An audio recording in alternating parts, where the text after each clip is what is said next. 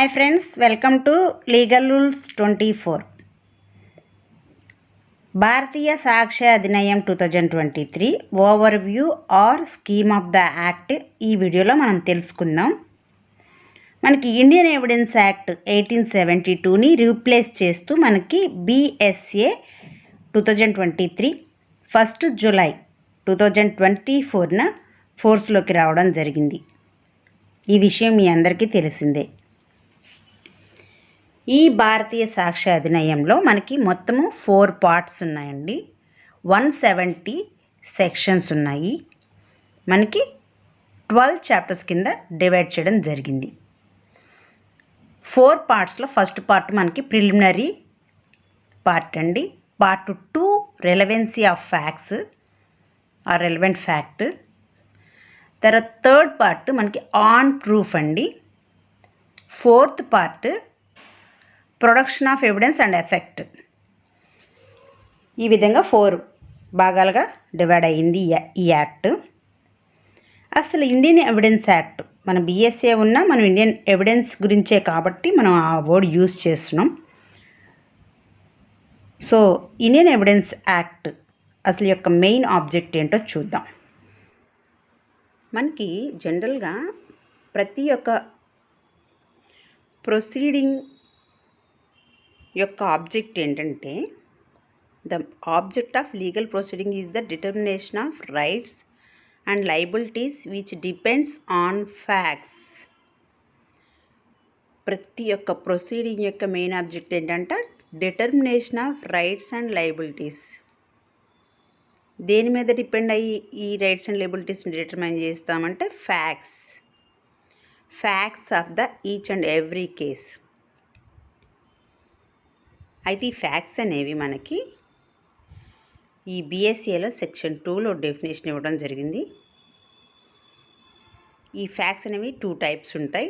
Fact and issue, relevant fact. ఈ విధంగా ఈ ఫ్యాక్ట్స్ని మనము ఇండియన్ ఎవిడెన్స్ యాక్ట్లో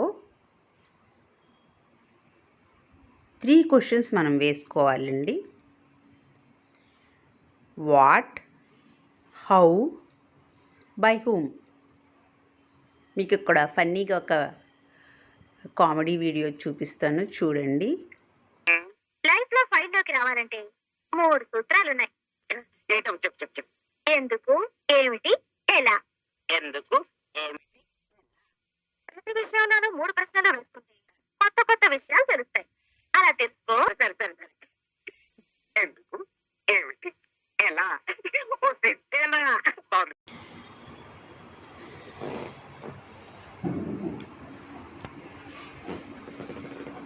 ఈ వీడియోలో చూపించిన విధంగా ఎందుకు, ఏమిటి, ఎలా కాకపోయినా మనం వేసుకోవాల్సిన క్వశ్చన్స్ ఏంటంటే ఈ BSAని ఈజీగా గుర్తుంచుకోవాలి అంటే, లేకపోతే ఈజీగా మనం అర్థం చేసుకోవాలంటే what is evidence, how to prove and by whom that fact to be proved. ఈ 3 questions what, how, by whom వేసుకుంటే మనకి ఈజీగా అండర్స్టాండ్ చేసుకోవచ్చు. ఇక్కడ మనం చూస్తే ఈ ఫ్యాక్ట్ అనేది ఫ్యాక్ట్ ఇష్యూ రెలవెంట్ ఫ్యాక్ట్ అన్నారు కదండి. అంటే ఎవిడెన్స్ ఏదైనా కానీ అది ఫ్యాక్ట్ ఇష్యూకి కానీ రెలవెంట్ ఫ్యాక్ట్కి కానీ సంబంధించిన ఫ్యాక్ట్ మాత్రమే కోర్టులో ప్రొడ్యూస్ చేయాలి అని చెప్పి మనకి ఎవిడెన్స్ యాక్ట్లో చెప్పడం జరిగింది. అయితే ఫ్యాక్ట్ అండ్ ఇష్యూ అంటే అందరికీ తెలుసు, 1 అఫర్మ్ అండ్ 1 డినైడ్. అక్కడ మనం అది ఈజీగా ఐడెంటిఫై చేస్తున్నాం. మరి రిలవెంట్ ఫ్యాక్ట్ అంటే ఏంటి అంటే ఎవిడెన్స్ యాక్ట్లో BSAని మనం ఇక్కడ ఎవిడెన్స్లో గురించే చెప్పారు కాబట్టి మనం అది వాడుతున్నాం. ఎవిడెన్స్ యాక్ట్లో మనకి ఏవైతే రిలవెంట్ ఫ్యాక్ట్స్ అని చెప్పి ఇచ్చారో వాటిని మాత్రమే మనం రిలవెంట్ ఫ్యాక్ట్స్ కింద కన్సిడర్ చేయాలి, ఈచ్ అండ్ ఎవ్రీథింగ్ని కాదు. ఇక్కడ యాక్ట్ నెగిటివ్ కనోటేషన్లో ఉంటుంది, ఏది ఎవిడెన్స్ కాదో చెప్తూ ఉంటుంది. ఏది రెలవెంట్ ఏది అడ్మిసిబుల్లో కూడా చెప్తూ ఉంటుంది. ఇక్కడ ఏది ఎవిడెన్స్ కాదో చెప్పినప్పుడు అది తీసుకొని, ఏది రెలవెంటో చెప్తున్నప్పుడు అది తీసుకొని, ఇక్కడ చెప్పంది ఏది ఎవిడెన్స్ కాదు అని గుర్తుపెట్టుకోవాలి. ఇప్పుడు మనం రెలవెంట్ ఫ్యాక్ట్స్ ఏంటో చూద్దాం.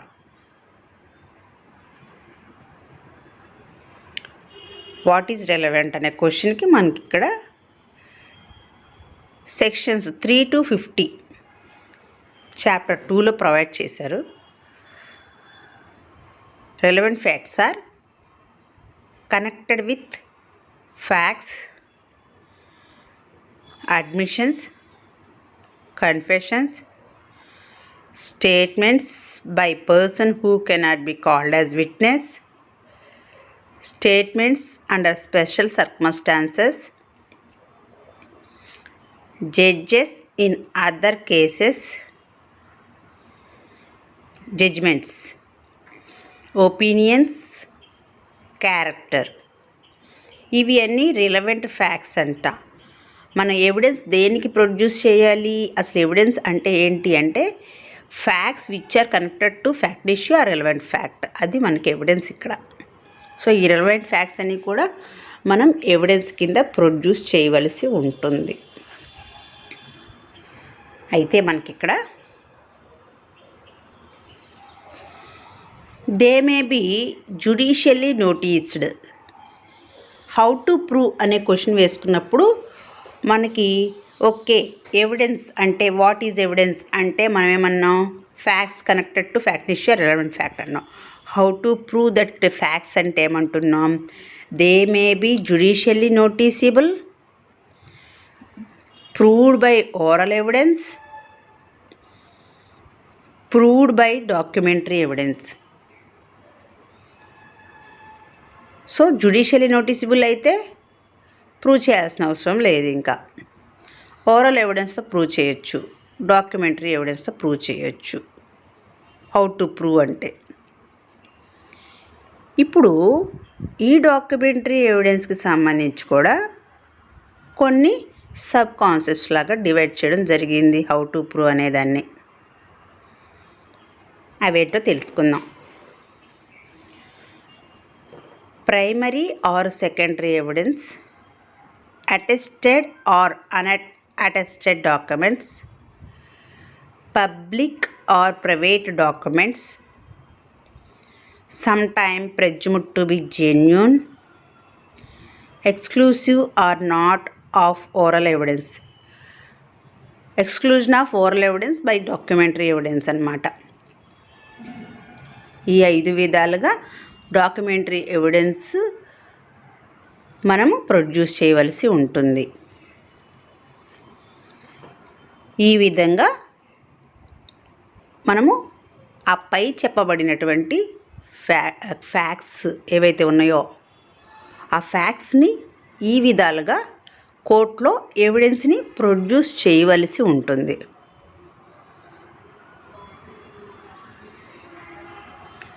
థర్డ్ క్వశ్చన్ మనకి బై హూమ్. ఓకే ఏవేవి ఫ్యాక్ట్స్ ఎవిడెన్స్గా మనం చూస్తాము, అలాగే ఎలాగ కోర్టులో ప్రొడ్యూస్ చేయాలి, ఏ విధంగా, ఎవరు ప్రొడ్యూస్ చేయాలి. This proof must be produced by the party on whom the burden of proof rest.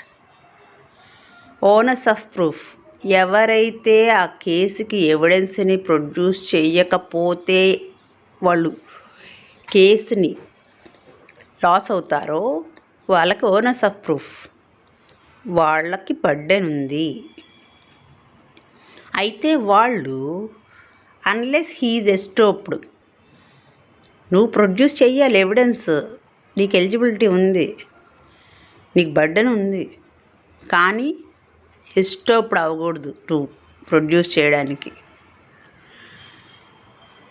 If given by witness, ఒకవేళ విట్నెస్ ఎవిడెన్స్ అనుకోండి, they may be testify subject to rules as to examination. They may be testify subject to rules as to ఎగ్జామినేషన్తో మనం వాళ్ళ యొక్క witness యొక్క ఎవిడెన్స్ని మనం test చేసి admit చేసుకోవాల్సి ఉంటుంది. కాన్సిక్వెన్సెస్ ఆఫ్ మిస్టేక్స్, జనరల్గా improper admission, improper rejection and consequences ఏంటి అనేది కూడా అక్కడ చెప్పారనమాట.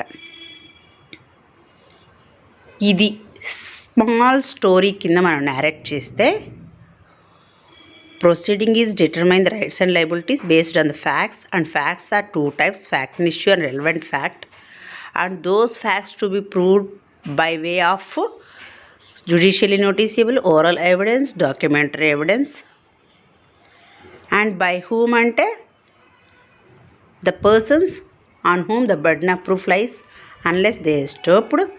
If it is by witness, and witness are to be examined by the test of the examination rules, and consequences may be also given for the effect of those evidence. ఈ రకంగా మన short స్టోరీగా ఈ act మొత్తాన్ని, చాప్టర్స్ని, ఈ overview are స్కీమ్ని కనుక చూసుకుంటే మనకి ఒక బ్రీఫ్ ఐడియా వస్తుంది. ప్రతి ఒక్క సెక్షన్లో కూడా మనకి రూల్స్ని ఇవ్వడం జరిగింది. ఏది ఎవిడెన్స్, ఏది ఎవిడెన్స్ కాదు. ఈ యాక్ట్లో చెప్పబడిందే ఎవిడెన్స్, ఈ యాక్ట్లో చెప్పబడింది ఏది కూడా ఎవిడెన్స్ కాదు. ఈ యాక్ట్లో ఎవిడెన్స్ కాదు అని చెప్పబడింది కూడా ఎవిడెన్స్ కాదు. అది మనం కొంచెం అర్థం చేసుకోవాలి.